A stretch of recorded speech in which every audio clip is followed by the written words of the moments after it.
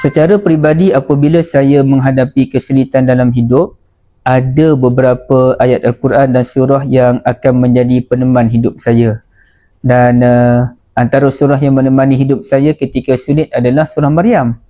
Dan surah Maryam ini sebenarnya ia membawa satu udara yang penuh dengan kasih sayang dan rahmat daripada Allahur Rahmanur Rahim.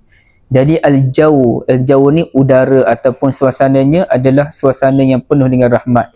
Sebagai bukti, kalau kita perhatikan dalam banyak ayat dalam surah ini, perkataan Ar-Rahman itu ditonjolkan oleh Allah Azza wa Jalla. Misalnya, ketika Maryam telah melahirkan anaknya dan Maryam pun diminta oleh Allah Azza wa Jalla dalam ayat 26, faquli inni nazartu lirrahmani sauman. Katakanlah kepada orang yang banyak sangat songeh tanya macam-macam ni, sesungguhnya aku telah bernazar kepada Tuhan yang Maha Pemurah Ar-Rahman. Tidak disebut inni nazartu lillahi sauman, tetapi lirrahmani sauman. Sama juga ketika Nabi Ibrahim AS berdakwah kepada bapanya, yang mana dia sebut begini, ya abati la ta'budi syaitan, ayat 44, wahai abah, jangan kamu sembah syaitan, inna syaitana kana lirrahmani asiya. Sesungguhnya syaitan ini kepada Tuhan Ar-Rahman dia derhaka.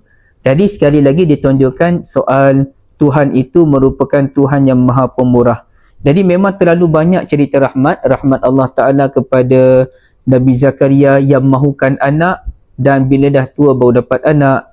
Rahmat Allah Ta'ala kepada Maryam yang tiba-tiba mendapat anak. Terbalik pula ceritanya. Cerita tentang Nabi Ibrahim dan Nabi-Nabi yang lain, semua ini menggambarkan rahmat yang begitu besar Allah Ta'ala turunkan kepada kekasih-kekasihnya. Jadi nak tahu lebih lanjut, kita gali betul-betul surah Maryam ini dalam kelas tadabbur surah Maryam yang bakal dikendalikan oleh 5 orang ustazah yang berbeza dalam 5 siri kelas bermula awal November nanti.